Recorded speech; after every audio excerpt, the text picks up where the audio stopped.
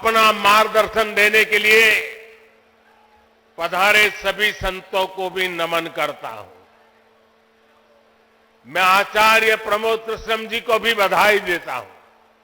साथियों, आज संबल में हम जिस अवसर के साक्षी बन रहे हैं, ये भारत के सांस्कृतिक नवजागरण का एक और अद्भुत क्षण है। अभी पिछले महीने ही 22 जनवरी को देश ने अयोध्या में 500 साल के इंतजार को पूरा होते देखा है। राम लला के विराजमान होने का वो अलौकिक अनुभव, वो दिव्य अनुभूति अब भी हमें भावुक कर जाती है। इसी बीच हम देश से सैकड़ों किलोमीटर दूर अरब की धरती पर अबू धाबी में पहले विराट मंदिर के लोकार्पण के साक्षी भी बने हैं। पहले जो कल्पना से भी परे था, अब वो हकीकत बन चुका है। और अब हम यहां संभल में भव्य कल की धाम के शिलान्यास के गवाह बन रहे हैं। भाई और बहनों, एक के बाद एक ऐसे आध्यात्मिक अनुभव, सांस्कृतिक गौरव के ये पल हमारी पीढ़ी के जीवन काल में इसका आना, इससे बड़ा सौभाग्य क्या हो सकता है। इसी कालखंड में हमने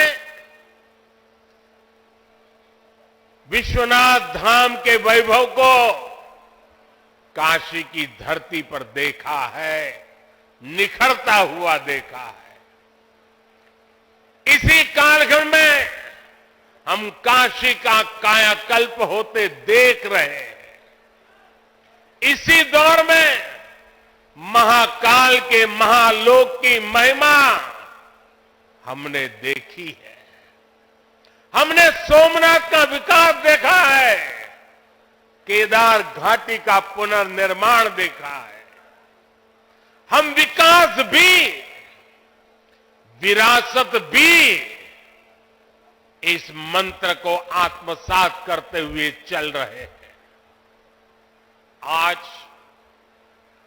एक और हमारे तीर्थों का विकास हो रहा है, तो दूसरी ओर शहरों में हाई टेक इंफ्रास्ट्रक्चर भी तैयार हो रहा है। आज अगर मंदिर बन रहे हैं, तो देश भर में नए मेडिकल कॉलेज भी बन रहे हैं। आज विदेशों से हमारी प्राचीन मूर्तियां भी वापस लाई जा रही है और रिकॉर्ड संख्या में विदेशी निवेश भी आ रहा है।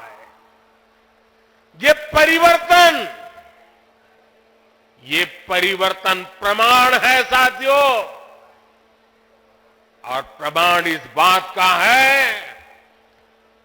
समय का चक्र घूम चुका है।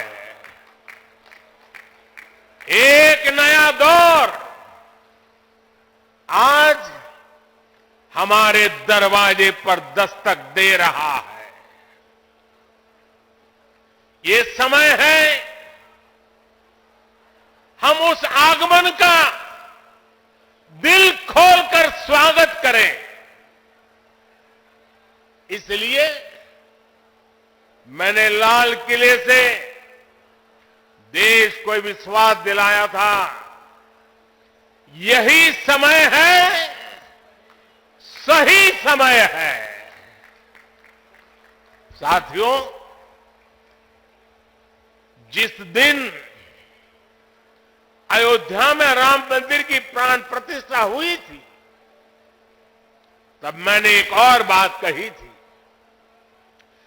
22 जनवरी से अब नए काल चक्र की शुरुआत हो चुकी है। प्रभु श्री राम ने शासन किया तो उसका प्रभाव हजारों वर्ष तक रहा।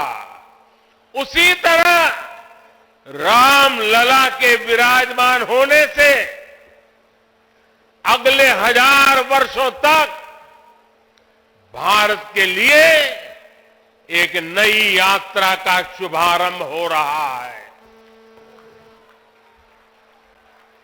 अमृत काल में राष्ट्र निर्माण के लिए पूरी सहस्त्र शताब्दी का यह संकल्प केवल एक अभिलाषा भर नहीं है, ये एक ऐसा संकल्प है जिसे हमारी संस्कृति ने हर कालखंड में जीकर दिखाया है। भगवान कल्कि के विषय में आचार्य प्रमोद कृष्णम जी ने गहरा अध्ययन किया है। भगवान कल्कि के अवतार से जुड़े कई सारे तथ्य और शास्त्रीय जानकारियां भी आचार्य प्रमोद कृष्णम जी मुझे बता रहे थे। जैसे उन्होंने बताया कि कल्कि पुराण में लिखा है, शंबले वस तस्तस्य सहस्त्र परिवत्सरा, यानी भगवान राम की तरह ही कल्कि का अवतार भी हजारों वर्षों की रूपरेखा तय करेगा। इसलिए भाइयों और बहनों, हम ये कह सकते हैं कि कल्कि काल चक्र के परिवर्तन के प्रणेता भी है और प्रेरणा स्रोत भी है।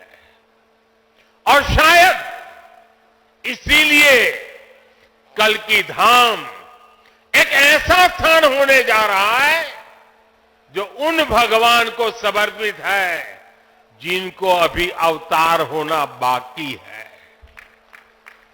अब कल्पना करिए, हमारे शास्त्रों में सैकड़ों हजारों साल पहले भविष्य को लेकर इस तरह की अवधारणा लिखी गई।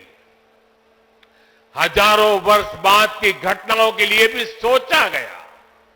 ये कितना अद्भुत है, और ये भी कितना अद्भुत है कि आज प्रमोद कृष्णम जैसे लोग पूरे विश्वास के साथ उन मान्यताओं को आगे बढ़ा रहे हैं, अपना जीवन खपा रहे हैं। वो भगवान कल्कि के लिए मंदिर बना रहे हैं, उनकी आराधना कर रहे हैं। हजारों वर्ष बाद की आस्था और अभी से उसकी तैयारी, यानी हम लोग भविष्य को लेकर कितने तैयार रहने वाले लोग हैं। इसके लिए तो प्रमोद कृष्णम जी वाकई सराहना के पात्र है। मैं तो प्रमोद कृष्णम जी को एक राजनीतिक व्यक्ति के रूप में दूर से जानता था, मेरा परिचय नहीं था। लेकिन अभी जब कुछ दिन पहले मेरी उनसे पहली मुलाकात हुई तो ये भी पता चला कि वो ऐसे धार्मिक आध्यात्मिक कार्यों में कितनी मेहनत से लगे रहते हैं। कल्कि मंदिर के लिए इन्हें पिछली सरकारों से लंबी लड़ाई लड़नी पड़ी, कोर्ट के चक्कर भी लगाने पड़े। वो मुझे बता रहे थे कि एक समय उन्हें कहा जा रहा था कि मंदिर बनाने से शांति व्यवस्था बिगड़ जाएगी। आज हमारी सरकार में प्रमोद कृष्णम जी निश्चिंत होकर इस काम को शुरू कर पाए हैं। मुझे भरोसा है कि मंदिर इस बात का प्रमाण होगी कि हम बेहतर भविष्य को लेकर कितने सकारात्मक रहने वाले लोग हैं। साथियों, भारत पराभव से भी विजय को खींच करके लाने वाला राष्ट्र है। हम पर सैकड़ों वर्षों तक